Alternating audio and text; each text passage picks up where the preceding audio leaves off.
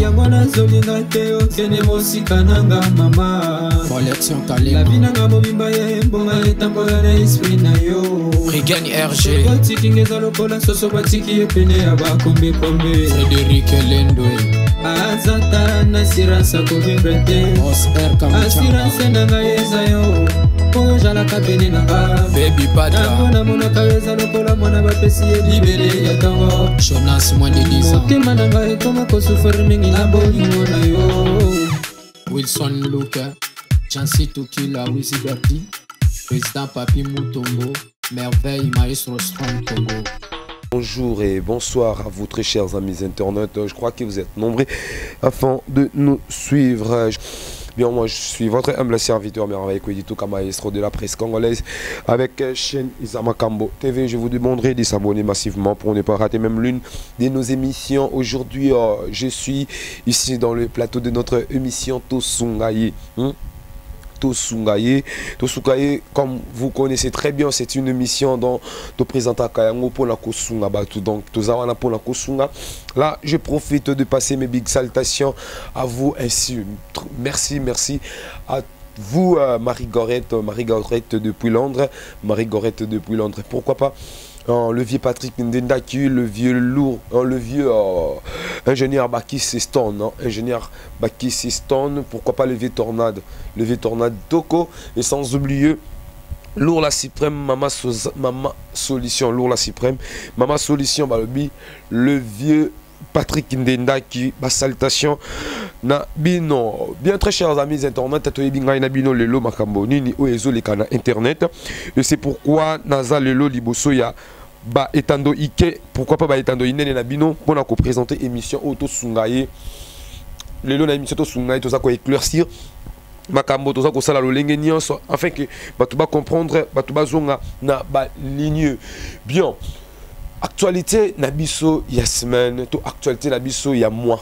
Actualité il y a mois de janvier oyo, ils ont déroulé na internet parce qu'il biso toujours bail oyo toujours rabaton, il y a cause à la sur internet parce qu'il va c'est là au bazar na ba Facebook té ba bien ba makambo té parce qu'il va makambo les autres na internet na TV za passe et puis cause à la TV les cas donc bango baza bleu mais entre nous ba internet biso auto zoakabatan na biso sur YouTube to zoakabatan na biso sur Facebook to zoakabatan na biso sur ba WhatsApp to zoakabatan na Instagram to zoakabatan na ba Twitter biso to zali ko yeba makambo o izali koleka et c'est pourquoi je voulais bien yako ko rappeler na baye oyo nyo surtout bazali kolanda ngana minute oyo actualité na biso ya liboso ezalaki ya Peniel, Peniel Oazali, moi si y a frère ex moi si y a frère Nabiso Mike Kalambaye, donc frère Mike Kalambaye pe azalaki nakati y a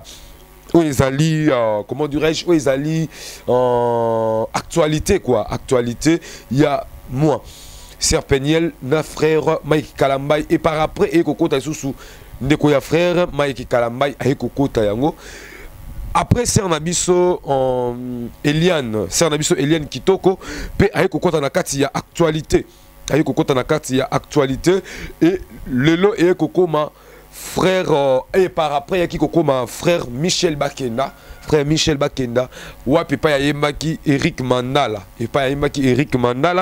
et par après to ekozwa sikoyo ndeko na biso Herman oyo biso tout oyebi voilà Herman oyo biso nyonso toyebi azali comédien oyo bande ko évoluer na groupe Salongo groupe Salongo ya papa na biso Elombe voilà ya papa na biso Elombe nde Herman ayaki kolongwa na groupe wana ayaki kosala oyo ye groupe Congo oyo ezalaki ya ye moko tokobandana tokofongola d'abord oyo ezali révision du mois na biso na émission na biso Tosungaye na oezala qui première actualité il y a frère Mike Kalambaye na Sir Peniel.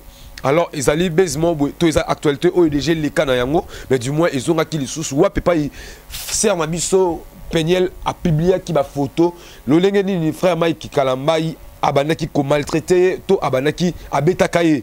Alors et ça, na chaîne Nabiso, papa Constant, que je salue aussi en passant.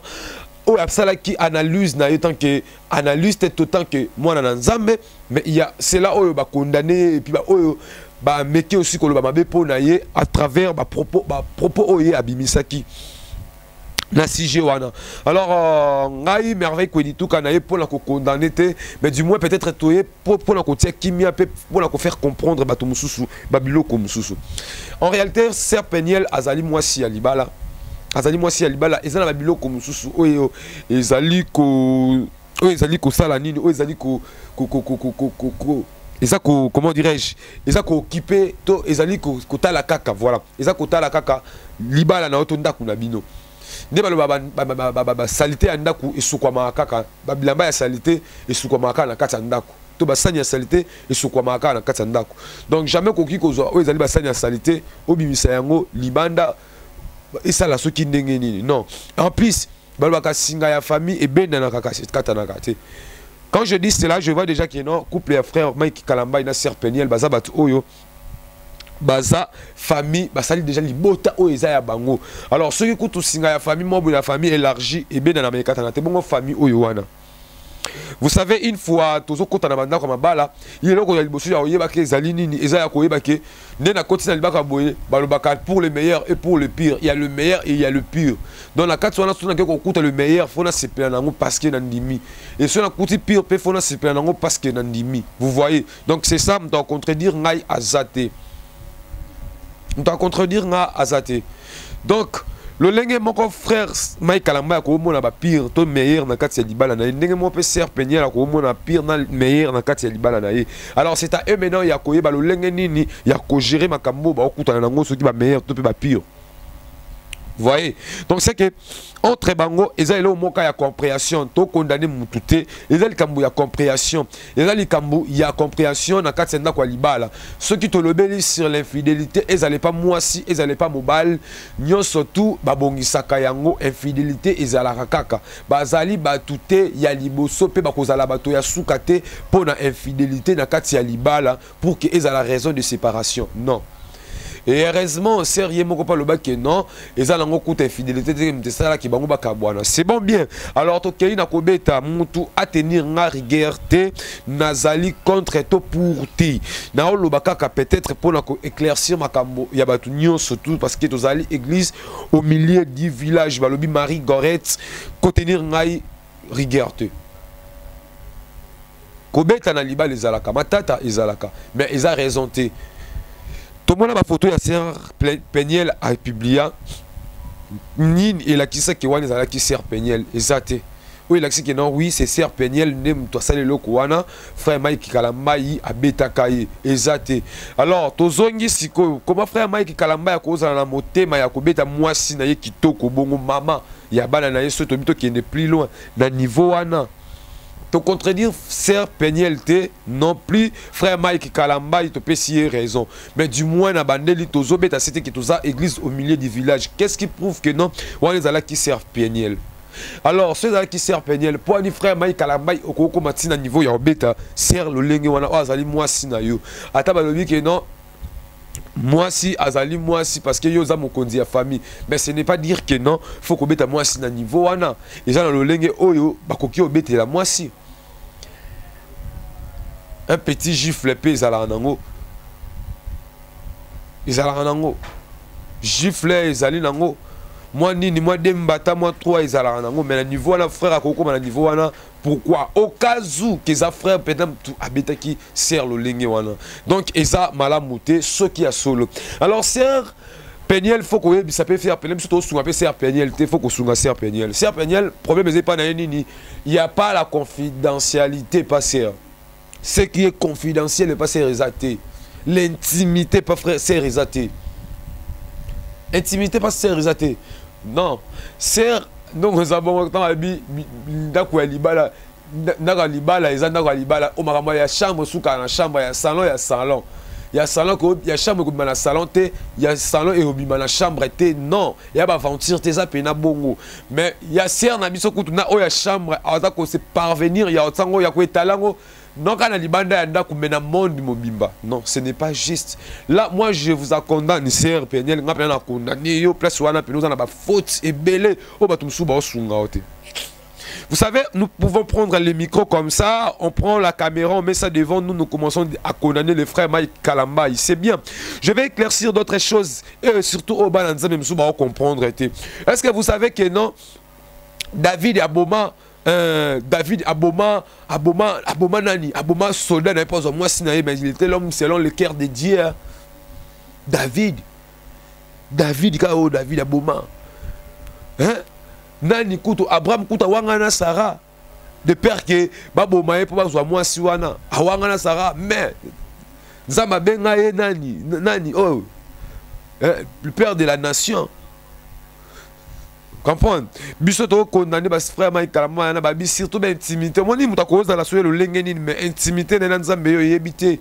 Oko condamné mais intimité na nzambe yebité ta ko pesa abalukaka. Jimmy Swaga basalaye nini basalaye piège pas moi ça ndumba.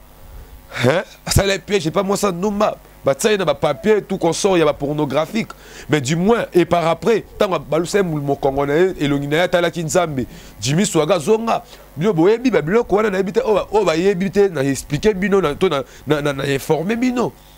Vous savez net baba point makambo banzambe ya bato nzambe oyo faut tozala na mo ba tozala na mo ba limite malgré bato nzambe ngope bato nzambe yango pe ba ça babilo mususu o peut-être au lieu de ça mission, vous savez, Dieu a dit allez dans le monde, allez faire toutes les nations mes disciples. Mais ma frère, ton pasteur, ton banani, comme ça sauté banani disciples allez faire vos églises pour s'enrichir. Donc allez faire toutes les nations mes disciples, allez faire toutes les nations. Banani client na bino pour passer à bino bambongo. Vous savez, et place soit na ba frère na pasteur na banani basali nzambe to ba soi-disant place na bazo boma makambo. Mais du moins biso ba o toyebi liloba, toyebi moi liloba, toyebi lo lenge nini akumbela makambo. Vous savez, ce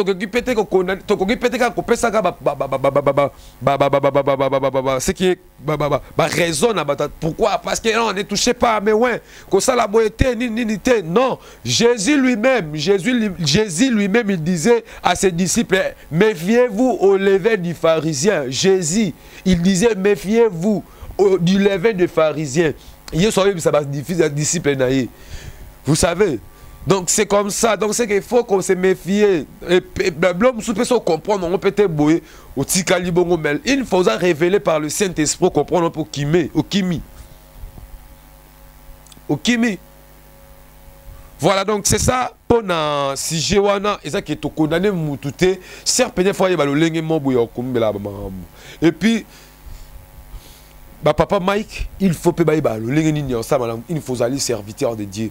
Bon, tu éviter est-ce que c'est à peine la cossi.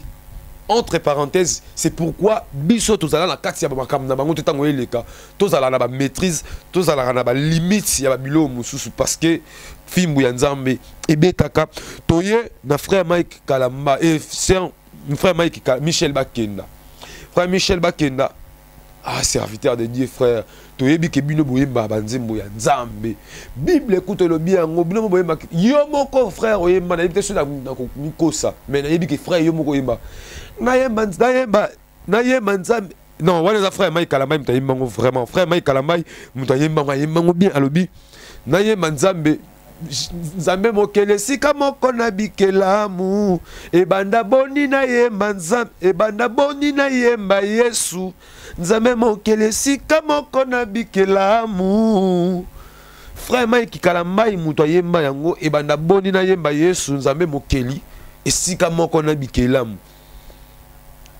Tu vandi boy frère Michel Bakenda o to yeba yembe la kanzambe parce que to adoraka ka nzambe. Il faut comprendre le kwana. Il faut comprendre que nzambe aza jaloux. Il faut comprendre que nzambe aza jaloux akabola ka lokumu na ina mutute. Donc il faut yemba ye okoye makaka ye.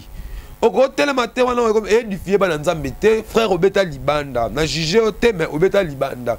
eza nango jugement te parce que na boy bolo balanga ke non yo za nani po juger te mais biso tozali ba mélomane mais tozali ba frère en Christ o toyo kaka ne banzembo ya nzambe wana o to binga banzembo ya nzambe mais dis-moi toyebi ke nzambe frère Mike Kalamai il est tapé frère Michel Makenda excusez-moi il est appelé de chanter pour Dieu seulement le créateur. À quoi est joyeux anniversaire là-bas? Oui, c'est bon, bien, mais ce qui est là, papa, wane za pour nzambe, mais le coup wane bonga pour nzambe. Non, yo zali censé, oza condamné, yako adorer kaka nzambe muta mokili. Ouais. Ozali condamné yako adorer kaka nzambe. Frère, vraiment, obeta libanda. Et par après, bezi mususu frère, il paraît que frère nga wala o nga la moni parce que nga na kopesa ba source na kopesa ba o nga la moni bakangi frère photo nana coupé mais muto ayebi singa yebi nga pena très bien et puis le lenge na tunnelier faut yebi sanga vérité le bi oui na moni pena elongi ya frère mais du moins ce eza bongo tout ça dessus toye et pas y a frère Moïse Mbiye, Nasser Eliane. Sœur Eliane, yo zalaki d'accord na frère, so ki eza ya solo ki obima na frère Moïse Mbiye. Ozala d'accord na yango. Eza makambo na bino. Boni lelo yo koya na TV to na réseaux sociaux oloba ke non makambo abanda ko bimana yo depuis 2000 depuis à 17 ans ainsi de suite. Si ko depuis à 17 ans ozala âge ni combien des années passées oloba te lelo yo oloba na biso pourquoi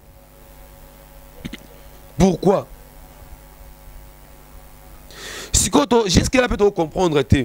Tant qu'on va na bimana ngo azaleka peut passer à bongo azalaki peka bongo to atala na ndenge nini Paul ti lelo na bana ko bima peka na yo tondeni o éclaircir biso te to na ba éclaircissement place wana et puis pour ani no lobby yango pour ani ni ngungi na suyo o lekana ba réseaux sociaux au public ba biloko wana ba preuve pe ezali wapi mais du moins ya yo to moni ba vidéo je suis déçu to moni ba vidéo une figurante na nzembo ya nzambe nzembo ebisali pe ba bezi ba sepela nango mais tout le monde inidité na yo tout le monde vena mutakala na yo non ce n'est pas normal ce n'est pas normal ce qu'on a dans mabe alors jusque là yo au prouver biso et le mot boité na frère Moïse Mbiye jusque là au prouver biso le mot boité mais dis-moi tout le monde ba vidéo na ce vidéo ngo yo to sala ngo tindela ngo frère Moïse Mbiye yango comme frère Mike Kalamai kangami nga boyeni to ebité. Alors, c'est pourquoi il faut qu'on gère Babylone Moussou. Mon yo géré té. Jusqu'à là, on a prévité, il y a Marambo, yo lobby pour la Moïse, frère Moïse Mbiye. Mais dis-moi, il y a yo tout le monde, il vidéo, c'est que frère, sœur, au salon Babylone Kowana.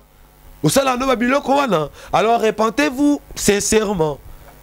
Répentez-vous sincèrement. Donc, c'est ça. Après, tu quittes Siko. Tu es là. Artiste Namiso. Herman. Ba Herman ba artiste boza boye po na nini ba artiste na lobi boye et le raison ba artiste na biso misu ezali ni les vie appréciée to yebite so ke za base to eza makambo ya solo mais biso to lobaka ke non eza mabe pourquoi yo za na mwasi na yo mwasi ya libala o azali mama so ki pe ya bana na yo kusaba kama bongo pona nini waneza kana ya nzambe za film wa nzambe o ezali non dans o ya kuku ebimi na poissa c'est ça ya kuku ebimi na poissa Herman Pena otiki mwasi no na kini oke poto oke ko bimala mwasi mususu fia na mwana za kwa mwasa ndumba totali koto mona na ba épingle ceux qui pe ba boucle d'oreille ya tona nini la ba tatouage toza convaincu que teke nini wana ezali vidéo wana ezala ki monter parce que tozo mona loboko ya muto azo filmer donc bozala ki 3 personnes moko azo filmer to moni yango eza bongo est-ce c'est vrai que yo zalaki na drogue. Tony habité parce que yo zalaki wana. Et puis fi wana ça le loko wana pour na nino yiba elo na ye. Ba futa yembo pas mutu posa asala le loko wana. Et puis yemtaki ko non ba moi ba paramètre c'est belé eta que non to limbisa na biso to limbisa na biso mais dis-moi faut to le pe ko longola ba conception sous bato bazana ngona mitu. Comprendre? Herman au lobby na biso que non au benga qui fi wala fi na biso que ba yiba ki téléphone parce que ba yiba ki téléphone au benga ki na numéro parce que quand le jour makamone salami le jour paye le ki na TV parce que fi yango asalaki nango mukolo nini asome téléphone mukolo nini asalaki sim mukolo nini yo benga ki yango pe to tunit est-ce que téléphone yango ba yiba ki yango yo benga ki oyambela ki lisusu entre nini comment point d'interrogation. Et puis on a biso boluka mo pe na voix normale boluka mo na voix normale bonio mo na mobile ko ko na niveau ya nini na yo ezala ko fongwa maboy sima ki mobile ezala ko fongwa maboy et rêver ce sopio moi c'est moi bozala ne so ina ni boy ah bien biso a regretter Herman comment on peut ça na nzoto na ya ki mobile na ndam akoma ni moi si na regretter tala tune ba regretter pour na yo boluka nzambe bolukilonga nzambe osali bezimo boye ya buzoba talisipe lolenge peut-être ozali ya mabe franchement o tout osala lelo tofuta melango lobi toyeba eloko nyonso ke nzambe azali leloko tout o moto akosala leloko tout o tokosala toyeba ke nzambe azali. Merci na bino lokola bino bolobi ke non internet c'est memeli biso bakambo o échanger makambo to komi na biso na tango Sodome na Gomorrhe bambule les obete belé ato yeba te bambule les obete belé et ça la ba dégâts ezanini kana nzambe bo comprendre ngote kana nzambe bo comprendre ngote jusque là kana nzambe bazo comprendre ngote. Nous sommes déjà dans le temps de la fin. Répentons-nous. Le royaume des cieux est proche. Je sais qu'ils ont abattu au bazouaka. Bon, ni bazouaka. Maramwana loko la slogan. Bazouaka son roi slogan. Jésus revient bientôt. Le fin non. Bamakambo. Oh, tout le monde a l'élo. Je vous le dis. Il y a solo et que le temps est mauvais. Le temps est mauvais où les diables ils s'élèvent déjà. Azuma no qui n'est à Tieboui. Comment on a bana mibali bakomi bana basi mwana mobali ni se fumwa miboye bongo ki mobali na ezala ndenge ni donc c'est que ezala bien te to banga nzambe otuna otikolo bezala ki actualité ya moi bana to koti 2020 balobi 2020 na makambu nango 2020 et na makambu nango moto ya danger makambu ya nkuku ekoko bimate me bimito yebi donc c'est qui sali ba passe na mitema et sali pena ba passe na mitema na ko sabinote ba frère Moïse Mbiye ba sali ba tu passe na motema ba sœur Peniel ba sali ba tu passe na motema ba frère Michel Bakenda sali ba tu passe na motema ba frère Mike Kalamba ba sali ba tu passe na motema ba Eliane Kitoko ba sali passe na motema afin les frères Mike Kalamba et pena surtout ye ceux qui indono ceux qui idono ceux qui nani wana Kalamba surtout ye pena Herman au sali biso passe na motema mais dis-moi to limbisi ceux qui zabongo te ceux qui infidélité te mais le quoi il y a quitté donc et le côté il y a ça qui est infidélité pour moi sinayo en tout cas là c'était votre humble serviteur merveille Koidituka maestro de la presse congolaise avec votre émission Tosungaye. J'ai été devant la caméra de notre chaîne Eza Makambo TV. Je vous demanderai de s'abonner massivement pour ne pas rater même l'une de nos émissions.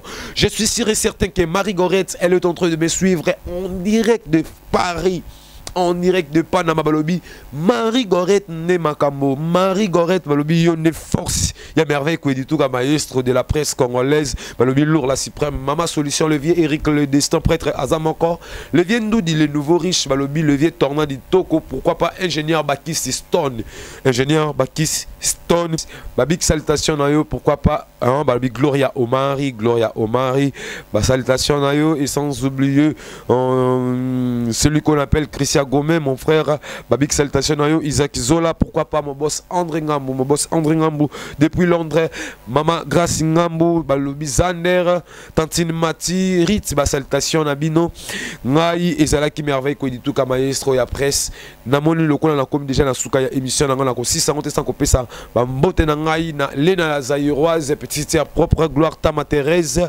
balobi Loski Losuke sans oublier chef d'état-major Papi Kawaya ngai na bino tomona li susumbala sima pick up